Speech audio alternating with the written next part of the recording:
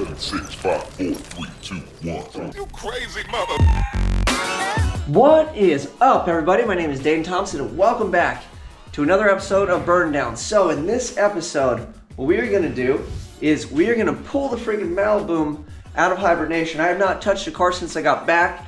Life has been pretty hectic, and it's been, I don't know, a week or a couple weeks or whatever, however long it's been since we got back from LS Fest, and we still have issues to address. So, namely, the car is still not making boost. It didn't make boost on the last race. That last race was it. I loaded up on the trailer after that. I haven't touched the car pretty much since. I drove to my buddy John's house last weekend just to make sure it still ran and drove in to charge a battery, but I wasn't thumping on it. We were just cruising over there and cruised back. I get my dog a ride in it. So what we're gonna do today though, is we're gonna pull it back out.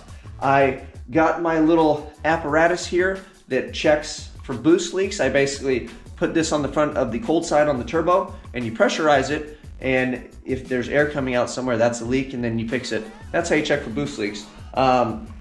If you watch the episode, my buddy Chuck put some like gauges and stuff for an air conditioning, like air conditioning units in like houses. Where's he coming out of? Right here. I don't have the cap on it. Well, what kind of amateur move is that? Yeah, I don't know. On the end of this, and he pumped the system full of refrigerant, I guess he called it. And I thought it was funny, and it has gauges and stuff on it, but effective, I don't think it's as effective as putting my big ass compressor on there with the variable inlet and the gauge on it, and then we can just monitor pressure that way. And I've got a really big tank outside that'll fill the system up, and I know I can get a consistent PSI. And we will check for leaks that way, because I don't have refrigerant to put in my cold side on my turbo setup.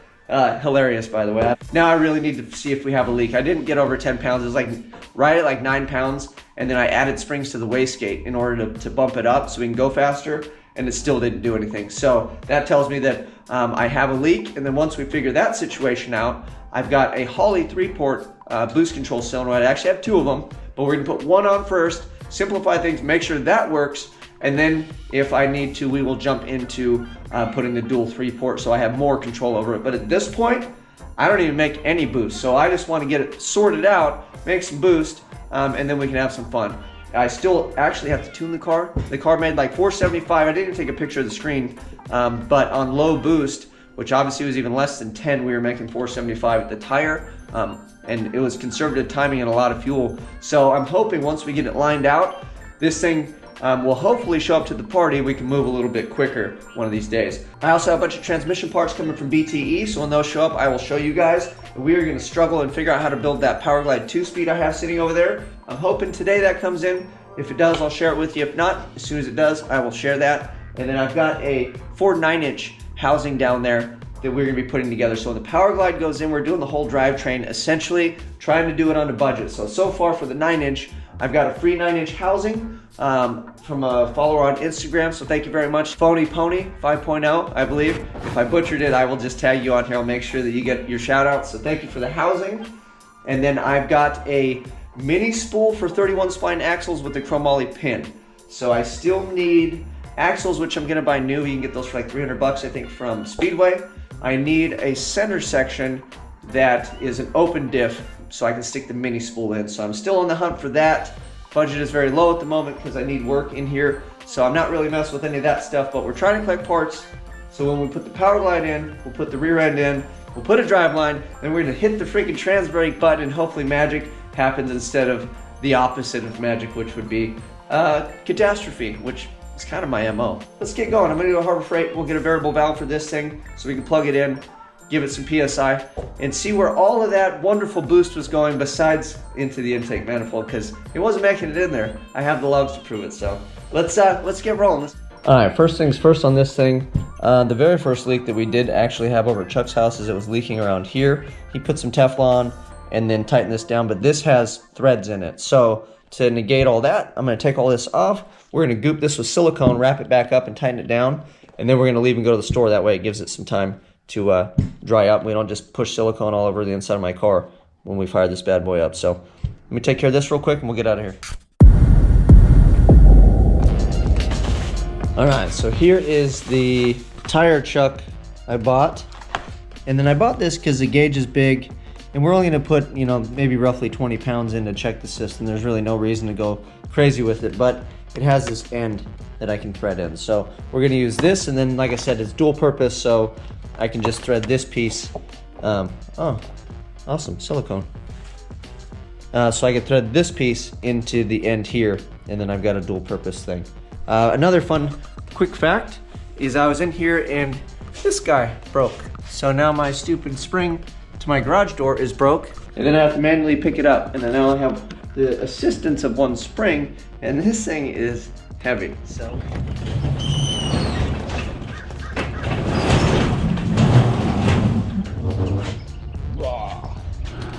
This thing's a lot heavier than it looks, man. All right, we're locked in. It's not gonna fall on my head. Let's play with this guy, shall we?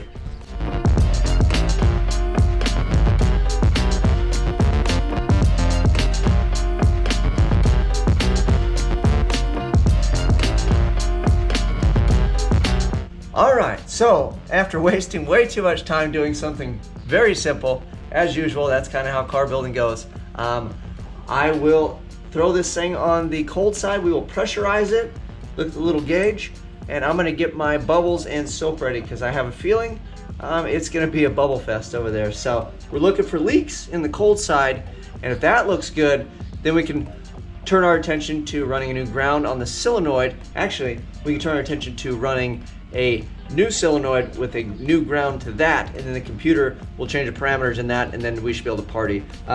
Before we get this entire thing started too, I think what I'm gonna do is lower the spring pressure way down so we know when we're getting boost, because it'll ramp it up. So I'm gonna put probably a really soft spring in it so we can street drive and not drive it like a complete monster. And I'll know that there's boost there, then we can turn it up, then we know the party's happening, then we put bigger springs in, then we can really have some fun. So let's get on with it, shall we? Go, go, gadget car. Someday you'll go far. All right, let's go see if this bad boy will even fire up. Oh, a little hot in here.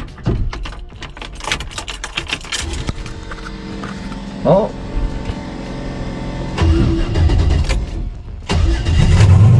It's alive. It's alive!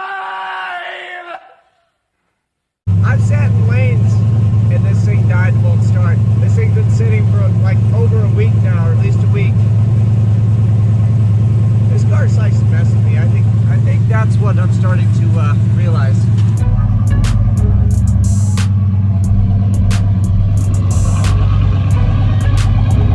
All right, we got some more awesome things going on right here. So we got puddle 1 and puddle 2. I don't even need to touch that. That is gear oil from the rear end. So we got a leaky pinion seal. Apparently it gave up the ghost. So we will address this, and then I need to fix that because I want to go racing July 6th. You can't have that. I'm not going to put that on the track with it leaking at all, essentially, because that's not fair to the other people. I'm not there to hurt anybody.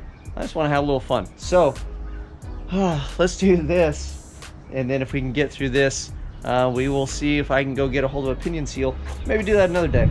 Let's focus on the task at hand, shall we?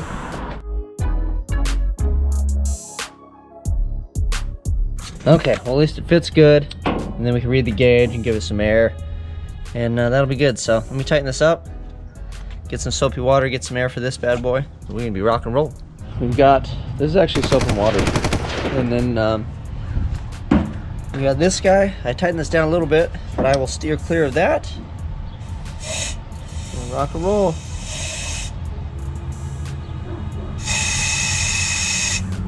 Still gonna pop off and scare the crap out of me.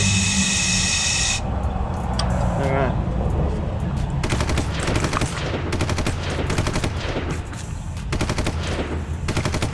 Oh, we got a winner.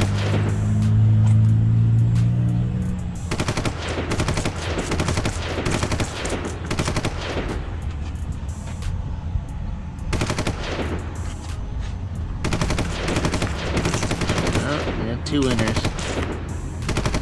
So we're already out of PSI. Yeah, we got some work to do. So yeah, that bled down pretty fast. So we've got some work to do. I'm gonna mess with this thing a bit, and I will keep you guys posted. But we already found a couple little ones, so we'll keep on rolling. So this is exactly how things snowball, and why something that should be simple just never is, man. It never really is. So the small leak that I found on the blow-off valve, the threads on the insert are reverse, and then the ones when you tighten it down are standard. So when you tighten the fitting in, it undoes the reverse fitting, and it basically, that whole thing leaks. It's just a big conundrum. And then the other problem I have is because I have the bumper in place, I can't get the little Allen heads out, and then I figured even if I did, with the spring, trying to put it all back together and assemble it is just not gonna happen. So now I get to remove the bumper. I tried to take the headlight bezel out, that didn't work. Now we're gonna loosen the bumper and take it down. I might as well just take it all the way off, even though I'm gonna loosen it, try to hang it down. But we'll see how we go. And then I will pull the whole thing apart. We can put it on the bench, see if we can fix that lid where it's leaking, and then put my whole front end back on the car. But I think those are the two leaks. So we'll just do that other one, and then where I made the insert, where I put the air in, I'm gonna seal that one up too, just to make sure. But if those are the only two leaks I have, I think we're looking pretty good. So let's keep on rolling, loosen the bumper, and do stuff that was not in the cards. As usual, that's how it goes. That's car building. All right, so I got this thing out, and then again, the insert on the top is where I was having the problem with it leaking, and then when you go to tighten the piece in, it would back the other piece out. So now that it's on the bench, I will see what I can do, and if we can get this thing sealed up, put it back in the car, check for leaks again, and then I think we're good in the leak department. I think we're gonna move on to electronics, because we gotta test drive it. That's the whole point of screwing with the thing, right? All right, here's what we're gonna do. I've got, whoops. So this is the fitting I need to go in there. Well, let me show you. When you put this in, if you tighten it down until it stops, because I was trying to get stuff tight. Oops. And there you go, this part is reverse thread.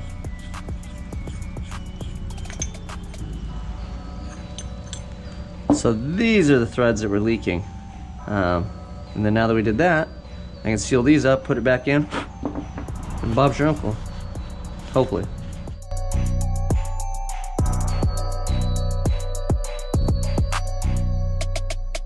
And then, let's put this guy in here.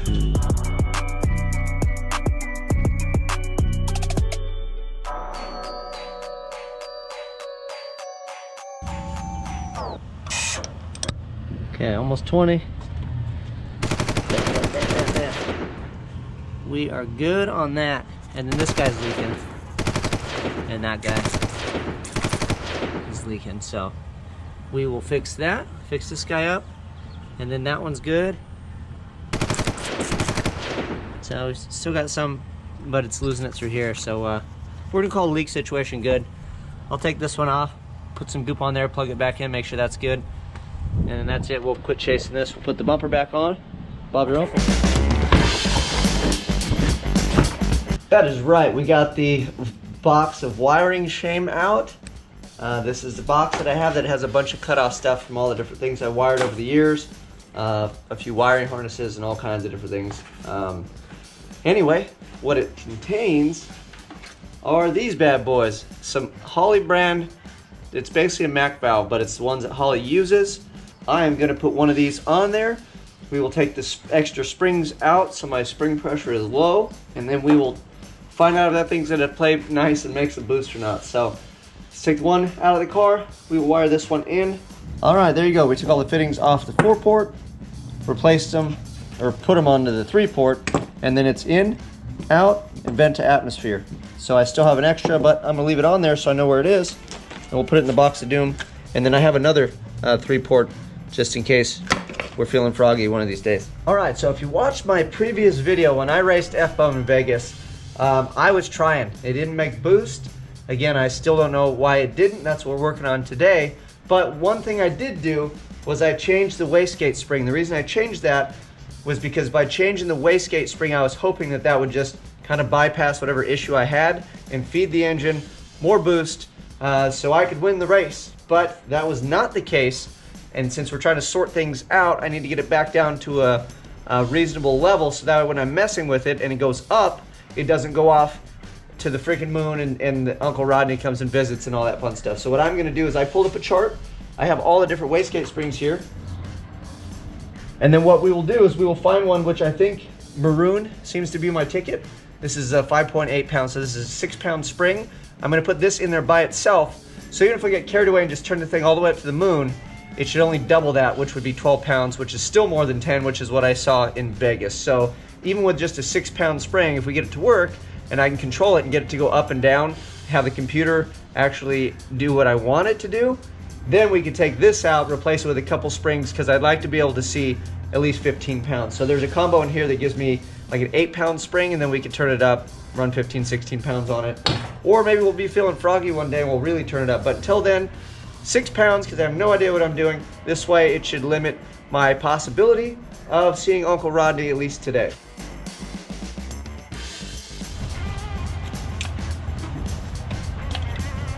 Man, there's like no tension to that little guy.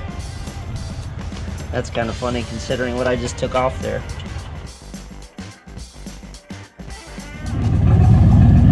Well, it seems like everything is working. We're just gonna give it a whirl. We'll leave the PIDs alone that the guy set up from Holly. I think they're real conservative, but I just need to know if it's making a boost or not. All right, we'll just jump on the freeway. That way I can give it a little gas. Then we'll go home and we'll pull off and we'll look at the log. See if it says it did something or not. Oh, the traffic's not terrible, but I got a little shot right here, so we'll be all right. We'll be all right. Let's party.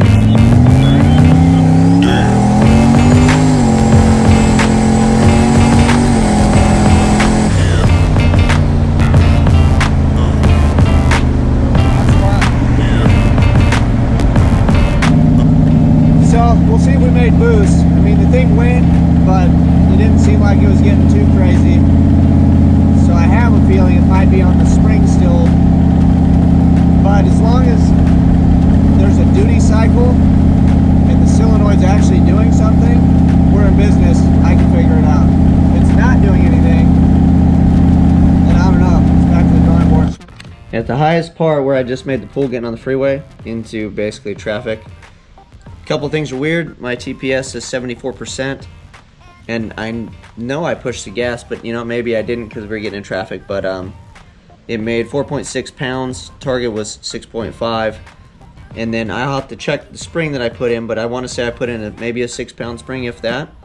So you figure boost drop through the intercooler and everything else is probably roughly where the spring is at, so we need to figure out what's going on. And then it says boost solenoid duty cycle 100, so I don't know. And if I cycle off of that, it says negative 100, 100, negative 100. I don't know. It's going to be back to the drawing board. I got to figure all this stuff out. But at least, I don't know, at least it's a start. I'll tell you what, though, that car on 5 pounds is not nearly as exciting as 10. And 10 is very fun. So I'd imagine right around 15, we're really going to have some fun. So that is it for today's episode. I'm going to continue to mess with this stuff. I have to clean up. It's the afternoon. There's really no point in trying to make more passes because it's, like I said, it's a busy afternoon. Everybody's coming home doing stuff. It's California. My driveways and everything around here, all these streets are 25 miles an hour. So pretty much getting in my car, I'm like breaking the law at all because this thing, it's just way too slow to even be a knucklehead at all. So freeway pulls are really my only option at this point for now. There's a bunch of traffic on the freeway, so that takes the option off the table. So we are pretty much done for today, but I will go through this log some more, kind of try to figure out what's going on, do a little work on my end, clean up a bit, and then hopefully next time you guys see me, we're actually making boosts. So that is it. Like, subscribe, share, tell the world. I'm out.